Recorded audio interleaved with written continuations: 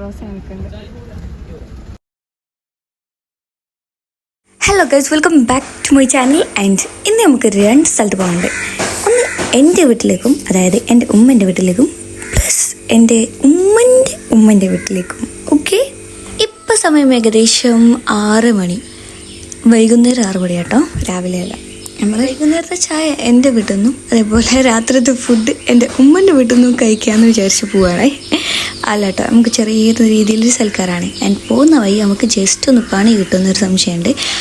ഈ റോഡുമ്പോൾ കാണുന്ന ആൾക്കാരൊക്കെ നമുക്ക് ടാറ്റ തരുന്നുണ്ട്, അങ്ങോട്ട് പോവല്ലേ എന്ന് പറഞ്ഞു. അപ്പം അറിയാനുള്ള ക്യൂരിയോസിറ്റി കാരണം നമ്മളിതാ നേരെ പോവാം. അവിടെ നിന്ന് വണ്ടി കാര്യമായിട്ട് ഇങ്ങോട്ട് വരുന്നുണ്ട്, പക്ഷെ അങ്ങോട്ട് ഓരോ വണ്ടികളൊന്നും പോവില്ല. അപ്പം എന്തായാലും നമുക്ക് പോയി നോക്കാം എന്ത് കാണുന്നു.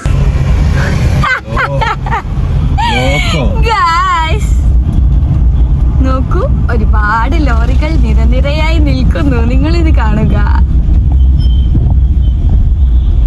ഇതൊന്നും എത്തിയിട്ടല്ലോ. കേറുവോ, നടക്കുവോ? ഗൈസ്, ലുക്ക് നിങ്ങളിത് കാണാം. 1 2 3 4 5 ഒരിക്കലും ഒരു ആക്സിഡന്റ് അല്ല. 6 7 8 9 10 നമ്മളതിലെ പോന്നാലും പാസ്സാവില്ല. 11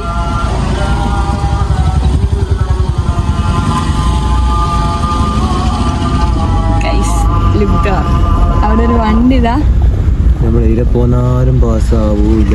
ക്രോസ് ആയിട്ട് നിൽക്കുന്നുണ്ട്, കാണാൻ അതാ അവിടെ ഒരു ലോറി ഇതാ ക്രോസ് ആയി നിൽക്കുന്നുണ്ട്. ഇതൊക്കെയാണ് അവസ്ഥകൾ. അപ്പം നമ്മൾ വന്ന പരിശ്രമങ്ങളൊക്കെ ഒരു കണ്ടെയ്നർ വിലങ്ങടിച്ചിട്ട്.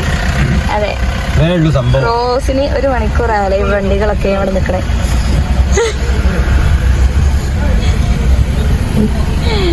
സോ ഇത്രയും നേരം ഇവിടെ പണിയെടുത്ത ഒരു ബ്ലോക്കും ഇല്ല കേട്ടോ. നമ്മളിനി എന്താക്കണം? തിരിച്ചു പോണം. അല്ല, അപ്പൊ ഇത്രയും ലോറികളായിരുന്നു എന്നാ പൊട്ടിയോ? പകുതി പൊട്ടി. വിണ്ടുകീറല്ലേ?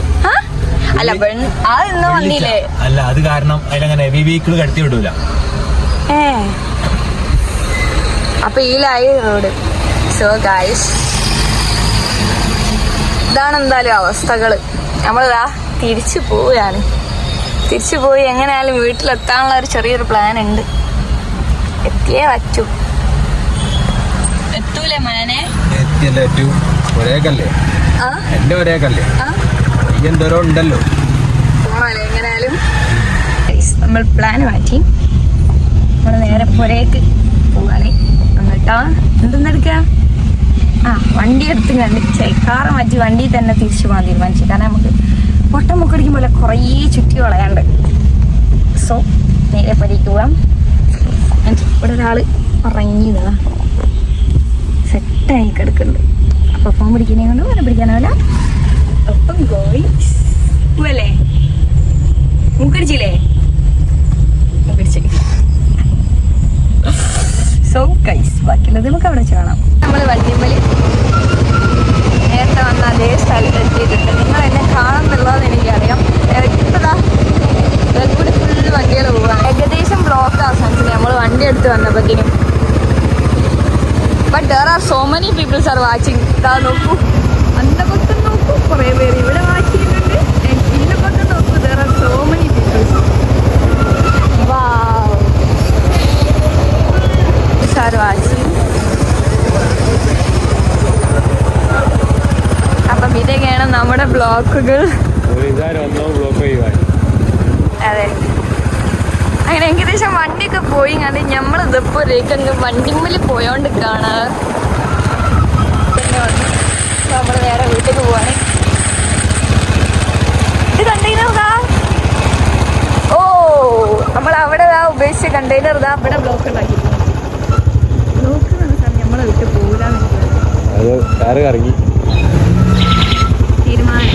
അങ്ങനെ ഫൈനലി ബ്ലോക്കൊക്കെ കടന്ന് നമ്മൾ ദാ പുരയിലെത്തിയിട്ടുണ്ട്. ആദ്യമായിട്ട്, അതായത് ലൈഫിൽ ആദ്യമായിട്ട് എൻ്റെ മോന് ഇന്ത്യൻ ഫ്ലാഗ് കണ്ട ദിവസം കേട്ടോ അത്. മോന് വേണ്ടിയിട്ട് എൻ്റെ വലിയപ്പ എടുത്ത് സൂക്ഷിച്ച് വെച്ചതിനും ഇൻഡിപെൻഡൻസ് ഡേൻ്റെ അന്ന് അപ്പം നമ്മുടെ പാർസൽ ഇതാ വീട്ടിൽ വന്നിട്ടുണ്ട്. ഇത് ഒരാൾക്ക് കൊടുക്കുകയും വേണം. സോ അതൊക്കെയാണ് മെയിനായിട്ട് ഇന്നത്തെ നമ്മളെ പണി എന്ന് പറഞ്ഞാൽ. ഇപ്പം സ്മാർട്ട് വാച്ച് ആട്ടോ നമ്മൾ പാർസൽ വന്നിട്ടുള്ളത്. ഇനി നമ്മൾ നേരെ ആ സാധനം വാങ്ങി കണ്ട് നമ്മൾ പോവാണ്.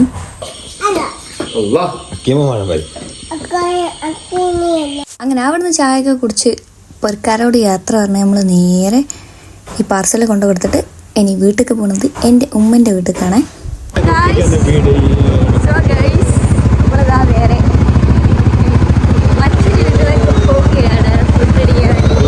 ചക്കരിയുമ്പോഴാണ് അങ്ങേക്കൊന്ന് പോലെ.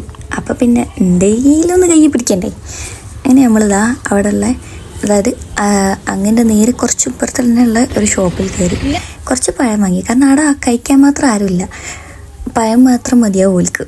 അപ്പം കാരണം കുട്ടികളൊന്നുമില്ല, എൻ്റെ അമ്മേനെയും മേമന്മാരെയൊക്കെ കെട്ടിച്ചിട്ടുണ്ട്. പുര കാലിയാണ്, ആണുങ്ങളാരുമില്ല. അപ്പം ഇതാണ് എൻ്റെ അങ്ങ് എന്ന് പറയുന്നത്.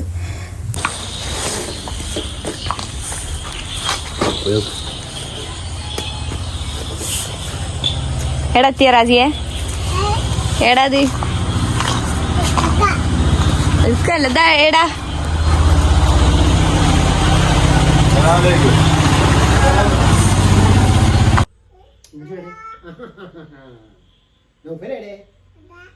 പിന്നെ ഞങ്ങൾ വരുന്നതെന്ന് പറഞ്ഞുകൊണ്ട് ഉമ്മ സ്പെഷ്യലായിട്ട് ഫ്രൂട്ട്സ് എല്ലാം ഉണ്ടാക്കി വെച്ചിട്ടുണ്ട്. ഞാൻ ഫ്രൂട്ട്സ് ഒന്നും ഇട്ടില്ല കേട്ടോ, എന്നോട് ടെസ്റ്റ് ചെയ്യാൻ പറഞ്ഞതാണ് രസം ഉണ്ടോ അല്ലെ എന്തായിന്ന് അറിയാൻ വേണ്ടിയിട്ട്. അപ്പം സംഭവം രക്ഷയില്ല, നല്ല ക്രീമി സാധനം. അതിനിപ്പുറത്ത് ഇതാ നല്ല കപ്സ. ഉമ്മൻ്റെ കപ്സയാണ് എൻ്റെ ഫേവറേറ്റ്, അത് നമുക്ക് നല്ലോണം അറിയാം. സോ ഞാൻ ഇനിയിപ്പം പറഞ്ഞിട്ട് പോവുകയാണെങ്കിൽ പോലും കപ്സ ഉണ്ടാക്കണേന്ന് പറഞ്ഞിട്ടാണ് പോവുക. പിന്നെ നല്ല ചട്ടിയിൽ മീൻകറി കണ്ടപ്പം അതും കൂടി അങ്ങ് എടുത്ത് അങ്ങനെ അപ്പുറത്തുനിന്ന് ഉമ്മ സാലഡ് ഉണ്ടാക്കി കൊണ്ടിരിക്കുകയാണ്. എൻ്റെ വലിയപ്പക്ക് ഒരു പ്രത്യേകത ഉണ്ട്, സാലഡ് മസ്റ്റാണ് ഏത് ഫുഡിനും. അപ്പം എന്താ നമ്മൾ ഫുഡൊക്കെ കഴിക്കാൻ വേണ്ടി എല്ലാം സെറ്റാക്കി നിൽക്കുകയാണ്. ഇനി നേരെ ഫുഡ് കഴിക്കൽ പരിപാടിയിലേക്ക് നമ്മൾ ഔദ്യോഗികമായി കിടക്കുകയാണ്. പ്രഗ്നൻസി ടൈമിൽ എനിക്ക് ഏറ്റവും പൂതി ഉമ്മൻ്റെ കപ്സ കഴിക്കാനാണ് കേട്ടോ. അങ്ങനെ പറഞ്ഞിട്ട് ഉമ്മ കപ്സയൊക്കെ ഉണ്ടാക്കി കണ്ട് എത്രയോ വട്ടം വിളിച്ചിരിക്കണം. കാരണം അത്രക്കെന്ന് വെച്ചാൽ ഈ സാധനത്തിനോട് ഭയങ്കര ഒരു മതിപ്പാണ് എനിക്ക്. തിന്നണം എന്നില്ല. എൻ്റെ ഇവിടെ വാപ്പയും മോനും ഫുഡ് കഴിച്ചുകൊണ്ടിരിക്കുന്നുണ്ട്. സാലഡ് ഒരു രക്ഷയില്ല കേട്ടോ, അത് ഉണ്ടാക്കി തയ്ക്കുണ്ടായിരിക്കും, ഒരു രക്ഷയില്ല സാധനം. പിന്നെ ഈ ഒരു കപ്സ എന്ന് പറയുന്നത് ഭയങ്കര സ്പൈസി ആയിരുന്നു. ആൻഡ് പേഴ്സണലി ഉമ്മൻ്റെ കപ്സ ഞാൻ ഓൾറെഡി പറഞ്ഞല്ലോ, എനിക്ക് പ്രഗ്നൻസി ടൈമിൽ പോലും ഇഷ്ടമുള്ള സാധനമാണ്. അത് ഏത് സമയത്തായാലും ഒരേ പുളിയാട്ടോ. അങ്ങനെ ചോറുന്നൽ പരിപാടിയൊക്കെ കഴിഞ്ഞപ്പം നേരതാ ഡെസേർട്ടിലേക്ക് കിടന്ന് ഇത് മിക്സ് ചെയ്തത് ഞാനാണ്. അതുകൊണ്ട് ഫ്രൂട്ട്സ് കാണാനേ ഇല്ല. എന്നോട് അപ്പോഴേ പറഞ്ഞിരിക്കണം മുകളിലിട്ടാൽ മതി. ഞാനതെല്ലാം കൂടി മിക്സ് ചെയ്ത് നല്ല വൃത്തിക്ക് അങ്ങാക്കി. സാധനം ഭയങ്കര ക്രീമി കേട്ടോ. വെച്ചാൽ നോർമലി ഞാൻ ഉണ്ടാക്കുമ്പോൾ ഒരു വെള്ളം പോലെ കണ്ടാൽ, പക്ഷെ ഇതൊക്കെ നല്ല ക്രീമി സാധനം. അതേപോലെ തന്നെ ആട്ടോ ടേസ്റ്റും. ഫ്രൂട്ട്സ് ഭയങ്കര കുറച്ചായിട്ടേ ഇട്ടുള്ളൂ. അപ്പം എന്താ വായിച്ച് കഴിക്കുന്നത്. ഈ വീഡിയോ കാണുമ്പം ചിലപ്പോൾ എൻ്റെ പ്രാർത്ഥിക്കാൻ മതി.